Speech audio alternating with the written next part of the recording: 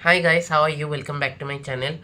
My name is Rajesh Vasu. So guys, I'm very sorry कि मैं बहुत दिन तक मतलब नॉन अवेलेबिलिटी मतलब वीडियोस नहीं अपलोड कर पाया था क्योंकि मुझे तो ज़ुकाम हो गया था बहुत बुरा, इसलिए जिसकी वजह से डॉक्टर्स ने कहा था कि मुझे रेस्ट लेना पड़ेगा, जिसकी वजह से मैं नहीं ले पाया था मतलब कोई वीडियो अपलोड। वो मैंने अपने इंस्टाग्राम में भी पोस्ट किया था कि मैं क्यों वीडियोस और पोस्ट्स नहीं डाल पा रहा था। उसके बाद आई गेस 23 से मेरा सेकेंड असेसमेंट एग्ज़ाम स्टार्ट हो गया। उसका भी मैंने पोस्ट डाला था कि मेरे एग्ज़ाम स्टार्ट हो रहे, तो मैं कुछ दिन मतलब कट ऑफ रहूँगा सोशल मीडिया से। तो फाइनली आई एम बैक। एक वीडियो आएगा 1 दिसंबर को। आज 1 दिसंबर है, तो कल मेरा एग्ज़ाम सेकेंड असेसमेंट ख़त्म हो चुका है। तो आज मैं जो करने वाला हूँ वो है कि मेरे जितने भी क्वेश्चंस पेपर है, यानी कि मेरा टोटल जितना भी क्वेश्चन पेपर से मतलब टोटल मेरे 6 सब्जेक्ट्स है, तो वो सारे क्वेश्चन पेपर का डिस्कशन मैं करूँगा। और साथ ही साथ क्योंकि अब तो सारे एग्ज़ाम्स ओवर हो चुके हैं, तो अभी तो फाइनल्स बाकी है सिर्फ, जो फरवरी के एंड में आई गेस शुरू होगा। तो उसका प्लान जो क्या है, मतलब किस तरीके से मैं फाइनल्स के लिए तैयारी करूँगा। आप लोग बहुत लोग पूछ रहे थे कि स्टडी व्लॉग्स आएगा क्या या नहीं, तो स्टडी व्लॉग्स आएगा लेकिन थोड़ा सा कम, क्योंकि ये फाइनल्स बहुत इंपॉर्टेंट एग्ज़ाम्स हैं जिसकी वजह से मुझे पढ़ना पड़ेगा बहुत। इसलिए आई डोंट नो कि आएगा कि आ भी सकते हैं, तो आएगा तो स्टडी व्लॉग्स, वो लेट नाइट स्टडीज़ जो होते हैं आपके, वही कौन कौन से सब्जेक्ट्स के ऊपर मैं फोकस करने वाला हूँ सब आपको बताऊँगा। तो चलिए सबसे पहले वीडियो को स्टार्ट करते हैं। तो सबसे पहले शुरू करते चलिए। मेरा जो फर्स्ट एग्ज़ाम था वो था बी ए बिज़नेस स्टडीज़। तो ये रहा मेरा बिजनेस स्टडीज़ का क्वेश्चन पेपर। तो हमारे स्कूल में सेट्स होते हैं, सभी की स्कूल में होते होंगे आई गेस, कि सेट ए सेट बी। तो मुझे सेट ए मिला था। और हमारे स्कूल में होता है क्या कि मतलब बहुत सारे स्टूडेंट्स और मेरा भी एक्सपीरियंस यही है कि सेट ए सब लोग बोलते हैं, और मुझे भी यही लगा कि सेट ए जो होते हैं वो थोड़े इजी होते हैं, इजी टाइप क्वेश्चंस आते हैं, जो मतलब कॉमन क्वेश्चंस। सेट बी में भी आते हैं कॉमन क्वेश्चन, ऐसा नहीं कि कॉमन क्वेश्चंस नहीं आते, कॉमन क्वेश्चंस आते हैं लेकिन थोड़ा घुमा फिरा के आते हैं, थोड़ा ऐसे करके आते हैं कि आप समझ नहीं पाएंगे कि ये कौन सा क्वेश्चन है। तो बस वही कॉम्प्लिकेटेड हो जाता है। तो सेट है तो क्वेश्चन पेपर इजी था, लेकिन मैं सच बताऊँ कि मेरा बिजनेस स्टडीज़ बहुत ही बुरा गया है। मैंने बिल्कुल भी पढ़ाई नहीं किया था बिजनेस स्टडीज़ के लिए। जितने भी क्वेश्चन, जैसे मैं आपको बता दूँ कि एमसीक्यू में भी जैसे नंबर 1 और नंबर 2 जो है नंबर 3, 4, ये सारे कुछ कॉमन्स थे। मैंने उनका तो आंसर दे दिया, पता नहीं कि वो सही है कि नहीं, जब रिजल्ट्स निकलेगा तब पता चलेगा। उसके बाद यहाँ पर 6, 7 और 8, ये तीन मतलब फर्स्ट में 1, 2, 3, 4 ये 4 मुझे कॉमन लगे मेरे हिसाब से। उसके बाद सेकंड पेज में 6, 7, 8 ये 3 कॉमन्स लगे। उसके बाद what is business ethics, explain the elements of business ethics, ये तो बहुत ही कॉमन था। केस स्टडी जो 14 नंबर एक है, केस स्टडीज़ 2 है। मुझे 19 वाला जो केस स्टडी है, मतलब सेकेंड लास्ट वाला केस स्टडी, वो मुझे थोड़ा हार्ड लगा। 14 वाला जो केस स्टडी वो मुझे थोड़ा ईजी लगा। उसके बाद तो यहाँ पर जो explain the following preemptive right preference enjoyed by preference, ये तो पूरा कॉमन चीज़ है, एकदम डायरेक्ट क्वेश्चन आ गया। उसके बाद entrepreneurs have to follow sequence, explain the process, ये अभी बहुत बार लिखाया गया था। तो मैं जितना मेरे से हो पाया, मतलब जितना मैं करके कर पाया मैंने उतना लिखा है। अभी मुझे पता नहीं कि वो सही है कि गलत। सो बस यही था बिजनेस स्टडीज़ का। चलिए नेक्स्ट पेपर की तरफ चलते हैं। नेक्स्ट एग्ज़ाम था मेरा एक सेकेंड गाइस। नेक्स्ट एग्ज़ाम मेरा बंगाली का था।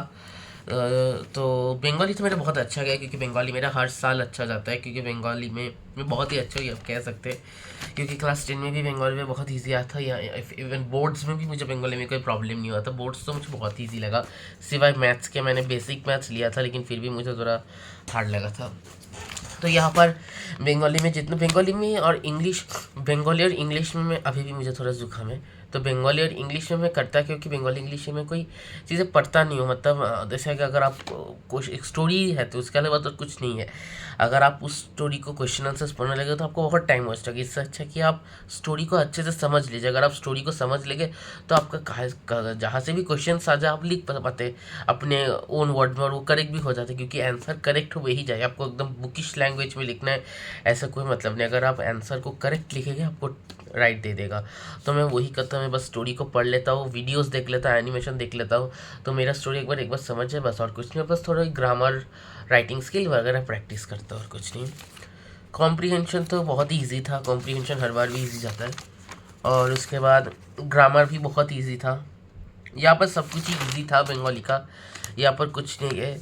मुझे बस इसमें थोड़ा शक है राइटिंग से में, एक था चंद्रयान, मतलब जो एकदम सक्सेसफुली लैंड हो चुका था मून में, उसके ऊपर हम लोगों को एक स्पीच, एक डिबेट एक बोलते हैं ना, मतलब दो लोगों के बीच कॉन्वर्सेशंस जो होते हैं ना, वो जो ड्रामा जो प्ले जैसे टाइप के होते हैं, मतलब जैसे एक नाम जैसे Rahul, how are you, Preeti, I am fine, ऐसे जो होते हैं ना, उसको ही हम लोगों को बंगाली में लिखना था कोई भी तरीके से। तो इसमें मुझे थोड़ा दिक्कत हो, क्योंकि ये मैंने प्रैक्टिस नहीं किया था, लेकिन फिर भी हो जाएगा ठीक, क्योंकि जिस फॉर्मेट में मैम ने मुझे कहा था कि करने के लिए, उसी फॉर्मेट में मैंने किया था।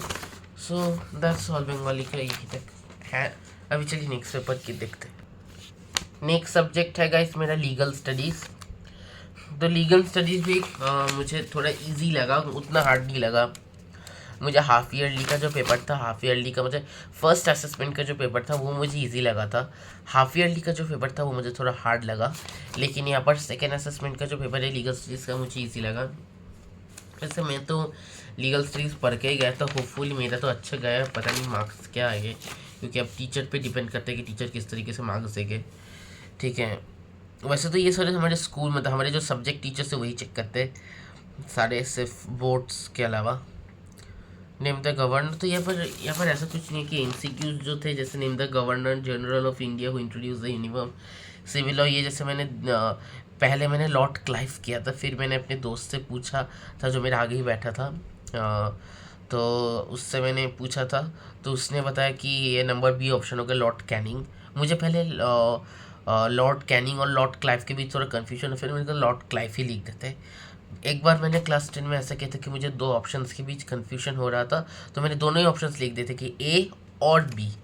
ठीक है, मैंने ऐसे लिख दिया था, फिर मैम ने टिक दे दिया था, लेकिन फिर बाकी मैम ने कहा कि ऐसा करने के लिए नहीं, क्योंकि एक बार राइट दे दिया था, लेकिन दूसरी बार अगर ऐसा किया तो मार्क्स को कट कर दिया जाएगा, जिसकी वजह से मैं नहीं किया इस बार। और यहाँ पर आपका लीगल स्टडीज में ज़्यादा क्वेश्चंस नहीं है, और इस बार का जो आपका क्या बताओ जो चैप्टर्स है वो जैसे मैरिज एंड डिवोर्स, तो मैरिज एंड डिवोर्स के बारे में मैंने ज़्यादा पढ़ा नहीं, बस थोड़ा वो कहते हैं ना आई जैसे आई रीडिंग, थोड़ा आई रीडिंग कर लिया था, क्योंकि मैरिज एंड डिवोर्स के बारे में हम लोगों को बहुत कुछ पता ही है कि क्या मैरिज कैसे होता है, मैरिज के क्या क्या लॉज है, वो मुझे बहुत थोड़ा पता है, तो इसलिए मैंने उसको थोड़ा आई रीडिंग कर लिया, ज़्यादा डिटेलिंग में नहीं गया। हाफ ईयरली में चैप्टर्स थोड़े हार्ड थे, फर्स्ट असेसमेंट हार्ड थे, तो उसको मैंने थोड़ा डिटेलिंग में पढ़ा, लेकिन यहाँ पर मैंने पढ़ा नहीं, तो साई रीडिंग कर लिया। अभी नेक्स्ट पेपर की तरफ चलते हैं। नेक्स्ट पेपर मेरे लिए और शायद बाकी स्टूडेंट्स के लिए भी होगा, बहुत ही खतरनाक और बहुत ही बुरा गया हुआ एग्ज़ाम है अकाउंटेंसी। कॉमर्स का सबसे मेन चीज़ अकाउंटेंसी और बिजनेस स्टडीज़, यही तो सबसे मेन सब्जेक्ट है। मैं बिजनेस स्टडीज़ मैंने पढ़ा नहीं था, इसलिए थोड़ा गंदा गया है, लेकिन वैसे वो मैनेज हो जाएगा। लेकिन मेरा मेन प्रॉब्लम फाइनल्स पे भी इसके ऊपर ही, क्योंकि अकाउंटेंसी मेरे सब कुछ सर के ऊपर से जा रहा है, मैं कुछ भी समझ नहीं पा रहा हूँ अकाउंटेंसी का, बहुत ही हार्ड है गाइस। मुझे बस जर्नल और लेजर जो इसका था, जो एकदम स्टार्टिंग में हम लोगों को कराया गया था सेशन के, तो स्टार्टिंग में हम लोगों को कराया गया था, तो वही मुझे थोड़ा बहुत समझ में आया था, जर्नल और लेजर। या अब तो कुछ भी और समझ भी नहीं आ रहा। चैप्टर्स फाइनल्स में और भी शायद हार्ड हो गए, चैप्टर्स 12 में तो और हो गए। तो यहाँ पर अकाउंटेंसी के चैप्टर्स हैं, तो इसके बारे में मैं डिस्कशन भी क्या करूँ, क्योंकि जैसे यहाँ पर आपको कुछ है, जैसे देख सकते यहाँ पर, एक सेकेंड, जैसे आप देख सकते यहाँ पर आपके ट्रांजैक्शंस दिए हुए हैं इधर, फिर आई गेस इधर में भी दिए हुए हैं, देखिए ट्रांजैक्शंस। तो अगर आप ये ट्रांजैक्शंस भी कॉपी कर लेते हैं ना, तो मेरे एक दोस्त ने कहा था कि उसमें भी तुम्हें मार्क्स मिलेगा। तो मुझे जैसे ये वाला ट्रांजैक्शन समझ में नहीं आया था, तो ये ट्रांजैक्शन तो पूरा ही दिया हुआ है, तो इसको मैंने पूरा ही कॉपी कर लिया। तब देखते, क्योंकि हाफ ईयरली में और फर्स्ट असेसमेंट में मुझे मार्क्स मिल गया था इस पर, तो देखते कि इस बार देते हैं कि नहीं। तो इसके बारे में और कुछ डिस्कशन करने के लिए कुछ है नहीं, क्योंकि मेरा बुरा है इसके बारे में, और मैं क्या डिस्कशन करूँ। अब नेक्स्ट एग्ज़ाम की तरफ चलते हैं, मतलब नेक्स्ट पेपर की तरफ। नेक्स्ट एग्ज़ाम मेरे लिए हार्ड ही है, लेकिन उतना हार्ड नहीं अकाउंटेंसी की तरह, ये है कॉस्ट अकाउंटिंग। तो कॉस्ट अकाउंटिंग जो है वो उसमें आपका थ्योरी और न्यूमेरिकल्स दोनों है। उसमें वैसे इसमें थोड़ा अच्छा लगे कि इसमें मतलब थ्योरीज भी कि लर्न करने का चीज़ें भी है जिसमें मैं थोड़ा कर सकता हूँ, मुझे प्रॉब्लम नहीं है। लेकिन न्यूमेरिकल्स भी जिसमें मुझे प्रॉब्लम है। तो ये भी मेरा अच्छा है, सिर्फ न्यूमेरिकल्स के अलावा। लेकिन अकाउंटेंसी जितना नहीं है, क्योंकि अकाउंटेंसी तो फुल न्यूमेरिकल्स है। मतलब मैथ्स ही कह लीजिए कि मैथ्स का ही एक और पार्ट होता है ना, वैसा ही अकाउंट, वैसा ही। तो यहाँ पर जितने भी थ्योरीज है, यहाँ पर मेरे जितने भी न्यूमेरिकल्स है, न्यूमेरिकल्स यहाँ पर बहुत सारे दिए गए हैं। जैसे मैं दिखाता हूँ, जैसे ये वाला नंबर 10 वाला क्वेश्चन जो है MCQ में आया था। उसके बाद यहाँ पर ये वाला, यहाँ पर भी एक क्वेश्चन है, आप देख सकते हैं। ये कैलकुलेट का कुछ क्वेश्चन है। और ये वाला जो लास्ट वाला क्वेश्चन है तो हेल्सेर 1 है मेरा। उसके बाद लेबर रेमूनरेशन, लेबर टर्नओवर, उसके बाद लीफो फीफो भी है मेरे पास। तो वो सारे हैं। तो मुझे लीफो फीफो आता है। हेल्सेर 1 का जो फार्मूला है वो मैंने फार्मूला क्लास में मैंने देखा था कॉपी में। मेरे एक दोस्त ने तो उसको पूरा बेंच में ही लिख दिया था। फिर मैंने वो सब नहीं किया, मैं वो सब नहीं करता हूँ। मैंने थोड़ा फार्मूला को थोड़ा याद कर लिया, क्योंकि मैंने क्लास 10 में भी ऐसा किया था कि मीन मीडियन मोड में मुझे बहुत प्रॉब्लम हो रहा था। लेकिन फिर मैंने उसका फार्मूला लर्न कर लिया। फार्मूला लर्न करने के बाद मुझे कोई दिक्कत नहीं हुआ, मैं कर पाया। तो वैसे ही मैंने हेल्सेर 1 का फार्मूला लर्न कर लिया, तो मुझे उतना प्रॉब्लम नहीं है। लेकिन पता नहीं फिर भी करेक्ट हुआ है क्या नहीं। और उसके बाद लीफो फीफो तो मुझे आता है, उसमें मुझे कोई प्रॉब्लम हुआ नहीं है। और थ्योरीज तो कर ही लिया था। तो बस दैट्स ऑल ही है। अब लास्ट पेपर है, उसको भी बता देते चलिए। लास्ट पेपर ये मेरा एक और फेवरेट सब्जेक्ट है, और ये है इंग्लिश। ये रहा इंग्लिश का पेपर। तो इंग्लिश का तो मेरा सब कुछ अच्छा गया, लेकिन इस बार थोड़ा एक शॉकिंग है कि जो फर्स्ट पैराग्राफ था, जो सेक्शन है होता है रीडिंग ना, कि आपका नॉर्मली इंग्लिश में क्या क्या सेक्शंस होते हैं। एक होता है रीडिंग स्किल्स वाला सेक्शन, एक होता है आपका राइटिंग स्किल्स सेक्शन, एक होता है आपका ग्रामर सेक्शन, एक होता है आपका लिटरेचर। तो वही तो मैंने नॉर्मली हम लोगों का रीडिंग स्किल में क्या दिया जाता है, कॉम्प्रीहेंशन, मतलब जहाँ पर आपको एक पैराग्राफ कुछ भी दिया जाएगा उसको आपको पढ़ के आपको उसमें से आंसर्स करना होता है। लेकिन इस बार पूरा उल्टा हो गया। इस बार हम लोगों का नोट मेकिंग था, तो हम लोगों का कॉम्प्रीहेंशन इस बार दिया है नोट मेकिंग। और नोट मेकिंग में प्रॉब्लम क्या है कि नोट मेकिंग में आपको मुझे प्रॉब्लम नहीं है, समरी जो भी है बाकी जो है उसमें मुझे कोई प्रॉब्लम नहीं होता। लेकिन आपको क्या करना कहता है, वो आपको फ्रेजेस में लिखना पड़ता है, और वो भी एब्रीविएशन मतलब जैसे विल बी को हम लोग कैसे लिखते हैं, WILLBE। लेकिन विल बी का क्या कहते हैं, W ऐसे ऊपर में एक वो कहते हैं एक कॉमा टाइप का होता है ना, उसके बाद LLB will be, shall be, ऐसा होता है ना। गवर्नमेंट को कैसे लिखते हैं, GOV गॉव। प्राइवेट को हम लोग कैसे लिखते हैं, PVT। तो उसको एब्रीवेशन कहते हैं। तो सारे एब्रीवेशन तो मुझे नहीं पता, इसलिए इसमें मुझे थोड़ा दिक्कत हुआ था। मेरे कुछ दोस्त तो उसमें ही अटके हुए थे, मैं भी बहुत टाइम मेरे इसमें ही वेस्ट किया था। लेकिन फिर मैंने बाकी किया, और उसके बाद थोड़ा बहुत करके कर लिया। उसके बाद बाकी जो राइटिंग स्किल्स थे, राइटिंग स्किल में जैसे पोस्टर थे, और उसके बाद स्पीच था, उसमें तो मुझे प्रॉब्लम नहीं हो, क्योंकि वो मुझे आता है। ग्रामर में भी प्रॉब्लम, लिटरेचर में भी मैंने पढ़ लिया था। लिटरेचर में हम लोगों का स्टोरी था, 4 स्टोरीज था, द एडवेंचर, मदर्स डे, और उसके बाद आपका मदर्स डे था, एडवेंचर था, वॉइस ऑफ द रेन था, और एक और था आपका वो story, voice of the rain, mother's day, the adventure, और एक और उनका स्टोरी था, एक और स्टोरी था वो मैं पूछा था, चाइल्डहुड सॉरी। तो ये 4 स्टोरी था, उसमें से मैंने 2 पोएम जो थे, the voice of the rain, childhood, वो मैंने किया था, और मदर्स डे भी मैंने किया था। एडवेंचर स्टोरी नहीं, क्योंकि एडवेंचर स्टोरी को थोड़ा समझना मेरे लिए हार्ड होता है, और उतना कम टाइम है, क्योंकि मैंने एक दिन पहले पढ़ना शुरू किया था।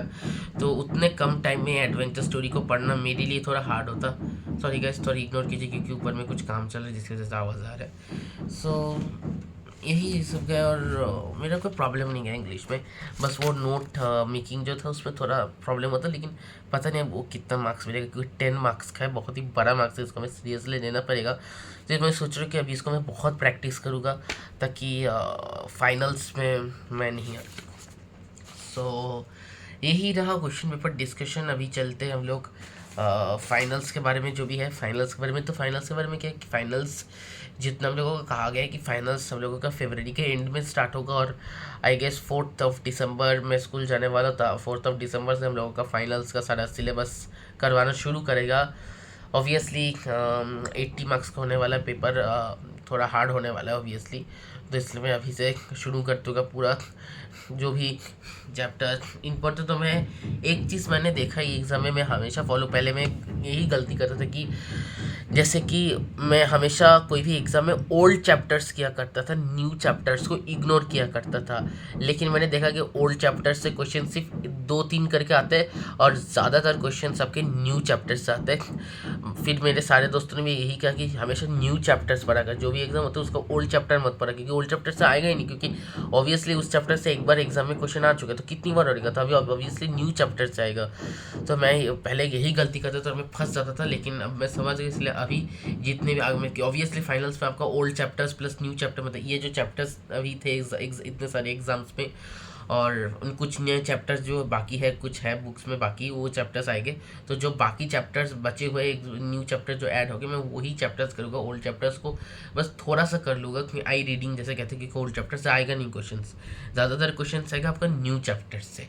तो बस मैं वही करूँगा, जो भी मैम कहेगी कि इंपॉर्टेंस है, तो वही न्यू चैप्टर्स में करूँगा सारे एग्जाम्स का। और कॉस्ट्स का, न्यूमेरिकल्स और अकाउंटेंसी, ये मुझे थोड़ा प्रैक्टिस करना पड़ेगा, थोड़ा समझना पड़ेगा, तो फिर आई गेस हो जाएगा। तो बस यही मेरा प्लान है इस बार एक फाइनल्स के लिए। और क्वेश्चन पेपर डिस्कशन तो मैंने कर दिया, तो ऐसे कुछ खास डिस्कशन मैंने किया नहीं, जितना भी किया है आपके साथ उतना शेयर, क्योंकि मैं कोई एक्सपर्ट नहीं हूँ कि मैं आपके साथ अभी बैठ जाऊँ डिस्कशन करने में।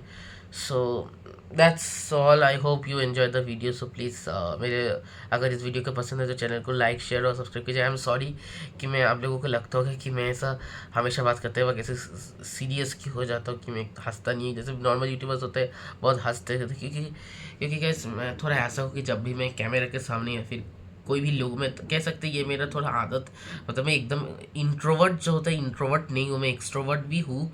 लेकिन कुछ लोग होते हैं ना कि अगर आपके सामने बहुत सारे लोग खड़े हैं, उसके बाद आप कैमरे के सामने कर रहे हैं, और ये वीडियोस तो मैं ऑब्वियसली सोशल मीडियाज़ में अपलोड करूँगा, मेरे सारे स्कूल के दोस्त, टीचर्स और भी कई सारे लोग देखेंगे, तो वहाँ पर अगर मैं थोड़ा ओवर, मतलब हंसते खेलते कुछ अपने आप ही मन से जो भी मैं करता हूँ वो करने लग जाता, तो मुझे थोड़ा एम्बेरसमेंट होगी कि लोग देखेंगे, तो इसलिए मैं थोड़ा सीरियसली बात करता हूँ, थोड़ा नर्वस भी हो जाता हूँ कभी कभी लोगों के सामने बात करते हुए, वरना ऐसा होता नहीं है गाइस। नॉर्मली मैं अपने दोस्तों के साथ जब भी बात करता हूँ उस वक्त मैं नॉर्मल टोन में जैसे मैं हूँ, हंसते खेलते, लेकिन कैमरे के सामने कुछ स्ट्रेंजर्स के सामने जब भी मैं आ जाता हूँ सामने सामने बहुत सारे लोगों, तो मैं थोड़ा चुपचाप रहता हूँ, थोड़ा शाई टाइप हो जाता हूँ।